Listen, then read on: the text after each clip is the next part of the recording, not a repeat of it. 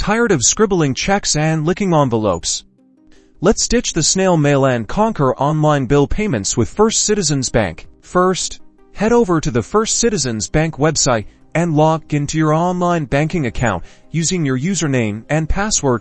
Make sure you're on the official website to protect your information. Once you're logged in, look for the Bill Pay or Payment section.